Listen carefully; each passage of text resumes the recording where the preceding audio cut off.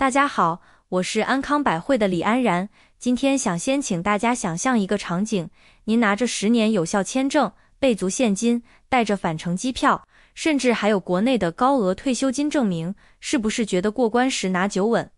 但前几天，我航班上一位条件类似的退休女教师，就在登机口被海关带下飞机遣返了。她哭着问我就是心疼闺女，想来给她做几顿饭，怎么就成了非法打工？这正是我们最易误解的地方，在中国父母心里，这是疼爱和付出，但在国外海关眼里，这可能被视为无工作许可劳动，属于必须驱逐的行为。很多长辈遵纪守法一辈子，却因为想帮孩子而在入境时栽跟头。如果您或亲友正准备出国探亲，帮忙带娃，请一定认真听我说完下面这些干货，这或许能帮您避免损失，保住团圆。也请大家帮个忙，如果觉得这提醒有用，请在评论区打出顺利通关，并关注我的频道安康百惠。您的每一次支持，都可能帮到更多像那位教师阿姨一样的长辈。好了，我们直接进入正题，头一个要说的，也是最要命、最让人意想不到的坑，就藏在您回答海关问题的那几句话里。咱们很多叔叔阿姨啊，一辈子实在惯了，讲究个问心无愧，觉得有什么就说什么，不撒谎不隐瞒，这品德多高贵啊！可是呢，在海关那个小小的柜台前面，您必须得明白，这儿讲究的不是咱的人情世故，而是他们白纸黑字的法和理。当那个官员板着脸，用您可能听不懂的英语问 What's the purpose of your visit？ 你来这儿干嘛？或者 How long will you stay？ 你打算待多久？的时候，您的回答每一个字都得在脑子里过上3遍。这里面有3个词，在咱们这儿是浓浓的亲情，到了他们那儿就直接成了立案调查的案情。头一个千万不能碰的词就是带孩子，甭管您是带亲孙子、外孙，还是帮亲戚照看小孩，只要您嘴里说出跟照顾孩子相关的意思，在英语的语境里，它的直接对应词就是 babysitter 或者 nanny， 那就是个正经职业。在国外，当保姆那是一份需要签合同、上税、有合法工作签证的差事。您手里攥着的是旅游签或者探亲签，您却说来干保姆的活儿，那不等于是不打自招，承认自己非法务工吗？海关那边的逻辑链条非常直接，如果您女儿需要人照顾孩子，她应该去雇佣本地持证的保姆，这样才能给本地创造就业，增加税收。您这位外国亲戚跑来免费干了，那本地可能的一个工作机会不就没了吗？所以您这好心好意，在规则看来就是扰乱就业市场。我见过的真实例子不止一个，有位阿姨，海关问她来做什么，她一脸幸福，实话实说，我闺女刚生了大胖小子，我来伺候月子，帮忙带宝宝。结果话音还没落，啪一声，护照就被收走了，人直接被带到一边。海关的理由非常充分，您自述了来从事需要工作签证的护理工作。第二个绝对不能从嘴里溜出去的字眼是帮忙，特别是帮忙做生意或者来做饭。很多留学生的父母或者孩子在国外经营个小超市，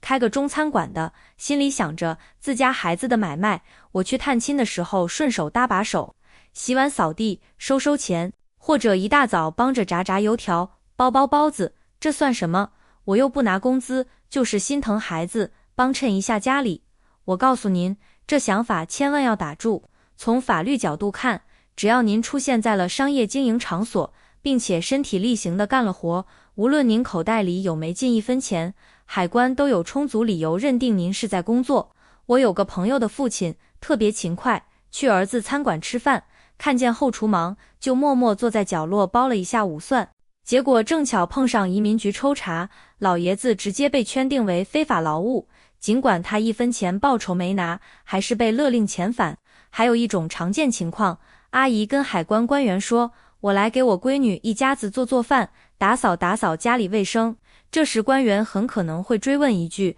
Does your daughter pay you？ 你女儿给你钱吗？您要是说不给，可能显得不真实；您要是说给，哪怕就是一点零花钱，那好，非法打工的帽子就扣实了。所以这话压根就不能起这个头。第3个禁忌词是来陪读或者任何暗示要长住的说法，有些家长送孩子出国读书，海关问打算待多久，家长一心疼孩子，脱口而出：我孩子在这上大学，我得在这照顾他生活，陪他4年。这话一说，基本就完了。旅游签或探亲签通常给的停留期是有限的，比如3个月、6个月，您张嘴就是几年，这直接就暴露了移民倾向。海关会立刻警惕，你为什么不去申请相应的长期居留或移民签证？你持短期签证却想做长期停留的打算，这就是意图不纯，就是想黑下来。那咱们到底应该怎么说呢？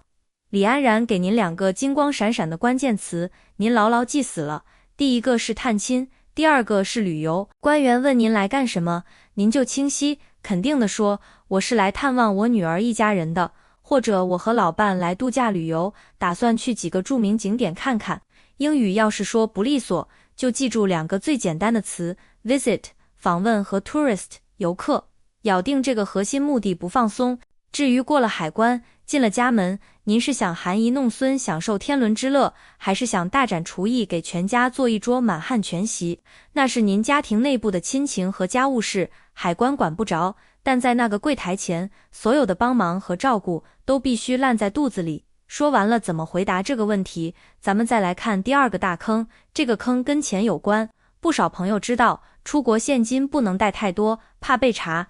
但您可能不知道，带的太少，甚至一点不带，麻烦可能更大。这里头的分寸还真得好好拿捏。先说说带多了怎么办。像美国、加拿大、澳洲这些主流国家，普遍有个规定，个人或家庭携带的现金或可流通票据，如果总值超过1万美金或等值其他货币，必须主动向海关申报。请注意，这里是必须申报，而不是禁止携带。只要您的钱来路清白，填一张申报表，如实说明带了多少钱，用途是什么，一般都能顺利通过。但如果您怕麻烦，心存侥幸，带了比如15000美金，却藏着掖着不报，一旦被抽查的 X 光机或安检人员发现，这笔钱有很大风险被当场全额没收，您本人还会进入海关的重点关注名单。还有一种更危险的小聪明，叫做分拆携带。比如老2口一起出国，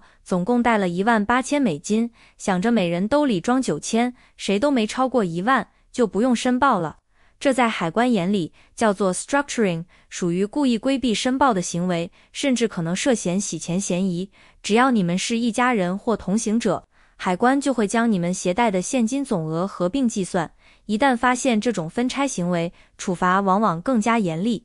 真有这样的案例，一家3口每人揣着9000多美金，结果被认定恶意违规，钱全扣了，人还被带去详细盘问，真是得不偿失。那您可能要问了，既然现金这么麻烦，我干脆不带，只带银行卡或者用手机支付，总行了吧？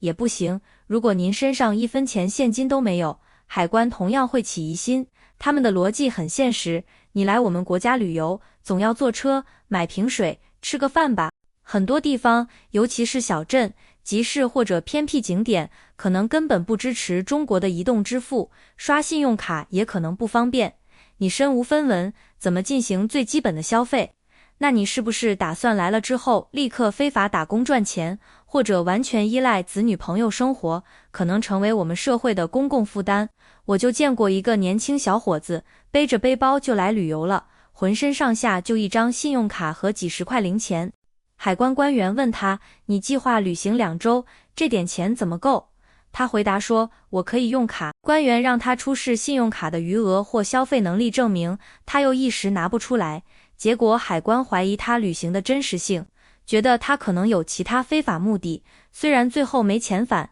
但也关了好几个小时小黑屋，盘问得精疲力尽。所以李安然，我的建议是，咱们取个中庸之道，根据您计划停留的时间，带上适量的现金，比如您准备完半个月，带上1500到2500美金的现金作为日常零花，其余的消费尽量使用国际信用卡。这样既展示了您有合理的消费能力，是个来促进他们国家旅游经济的财神，又避免了因携带巨额现金而引发的种种审查和风险。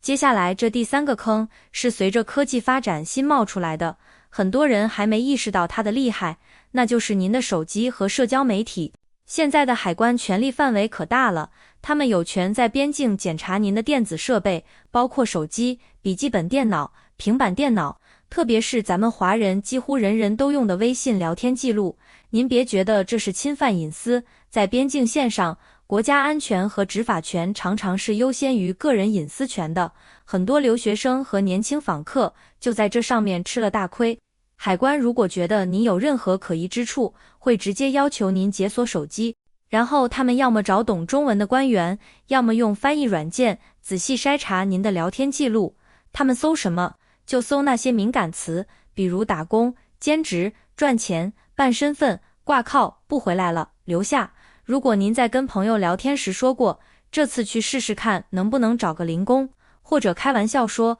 我读这个书就是挂个名，主要想找机会工作移民，哪怕您只是随口一说，开个玩笑，海关可不会当玩笑看，他们会把这些当作您真实意图的证据。之前有个案例，一个女孩去旅游，海关查她微信，发现她和闺蜜聊天，闺蜜问你去那边干嘛呀？她玩笑似的回答，去看看能不能找个高富帅，嫁了就不回来了。就这么一句，海关认定她有严重的移民倾向，甚至怀疑她试图通过假婚姻留下，当即拒绝入境。还有那些做微商、代购的朋友，手机里满是商品图片、收款记录、发货单截图，海关一看，你这显然是在进行商业活动啊，而你持的是非商务签证，这就有非法经营的嫌疑。所以李安然，我强烈建议大家在出国之前，给您的手机做一次彻底的大扫除，把那些可能引起误会的聊天记录，尤其是讨论工作、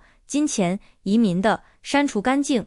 甚至一些开玩笑的表情包也要注意，有些涉及暴力、色情，或者在某些国家看来涉及儿童不宜内容的表情包，带了可能不仅是遣返，甚至会惹上官司，这绝不是危言耸听。讲了这么多让人心惊肉跳的坑，估计有朋友已经在打退堂鼓了。安然啊，照你这么说，这海关简直是龙潭虎穴，那我们到底该怎么做才能平平安安、顺顺利利的过去呢？别慌，李安然这儿给您准备了几条实实在在的通关秘籍，您可要记好了。这第一招是准备一份详实可信的行程计划和不可退改的返程机票，这是向海关证明您纯旅游必回国的最有力武器。不管您是不是主要住在亲戚家，最好都做一份简单的行程表，不需要多豪华，就用张纸写下哪一天到哪一天，您计划参观哪个博物馆，游览哪个公园，去哪个城市观光。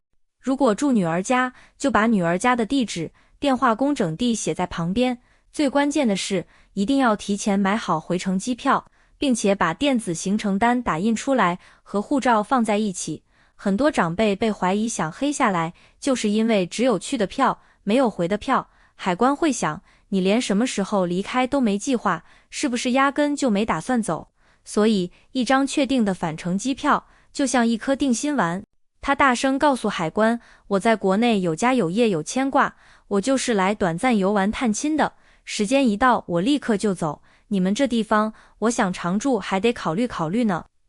第二招，如果是探亲，一定要让邀请方子女准备一封正式的英文邀请信。这封信不是给您看的，是专门给海关官员看的。信里应该包含这些内容：首先自我介绍，我是谁，我是做什么工作的，附上工作证明或工资单附印件更佳，我的住址和联系方式。然后说明，这位是我的父亲、母亲，他此次来是为了探望我和家人，在他停留期间，所有的生活费用、医疗开支等均由我本人全额承担。最后，也是最重要的，我郑重保证，我的父母将在签证允许的停留期内，具体到某年某月某日准时离开贵国返回中国。这样一封信，相当于一个有力的经济担保和信用背书。海关官员一看，这位访客在当地有稳定的直系亲属做后盾，经济上有保障，不会占用社会资源，也没有打黑工的动机，自然放心很多，通关的成功率会大大提高。第三招是针对不懂英语的叔叔阿姨的保底绝招，千万不要不懂装懂，不要胡乱点头。在海关柜台前紧张是人之常情，但如果官员问您问题，您没听明白，或者只听懂了一两个单词，千万别因为害怕或想表现的配合，就含糊的点头说 yes。万一官员问的是 Are you carrying any illegal drugs？ 你带了违禁药品吗？您一点头，那就真是跳进黄河也洗不清了。万一他问 Are you coming to work？ 你是来工作的吗？您一紧张又点了头，那神仙也难救。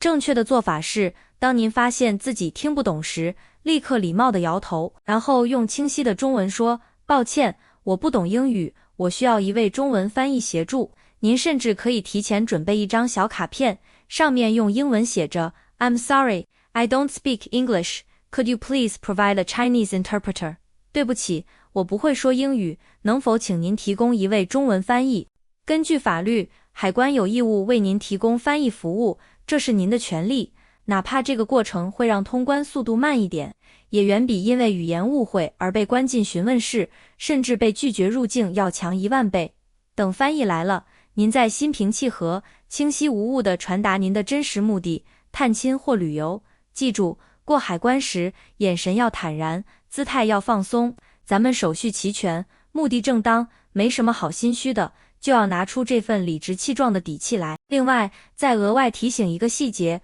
过海关时，衣着尽量整洁、得体，不必奢华，但请避免过于破旧或随意如背心、拖鞋，以免留下负面印象。也建议避开形似工作服如厨师服的装扮，减少不必要的联想。最稳妥的是穿上您平时走亲访友时最舒适体面的那身，干净利落，给海关官员一个从容可信的第一印象。最后，我想对所有邀请父母来探亲的海外子女说几句心里话，请务必在父母出发前花点时间帮他们做一次模拟海关问答，由您扮演严肃的海关官员，把可能问到的问题都问一遍，比如来做什么、住多久、谁负担费用，及时纠正那些容易引起误会的大实话。同时，也请帮他们清理手机里敏感的聊天记录，避免来帮忙带孩子等表述被截图核查。请将所有文件整理好，护照、机票行程单、邀请信、住宿证明、您的身份复印件等，用透明文件袋装妥，叮嘱父母随身携带，切勿托运。他们远赴语言不通的异国，心中本就忐忑，我们多做一步，他们就更安心一分。我是李安然，安康百汇的主理人，我做这个频道，就是希望能用20年的飞行经验，帮大家提前避开旅途中的沟坎。如果您觉得今天的提醒有帮助，请点赞支持，也请转发给需要的人。您随手的一次分享，或许就能帮一个家庭顺利团圆。如果您在乘机、通关或出国旅行中有具体问题，欢迎在评论区留言，我会仔细阅读，并在后续视频中为您解答。祝愿每一位即将出发的朋友通关顺利，旅途平安，与家人共度美好时光。下期再见。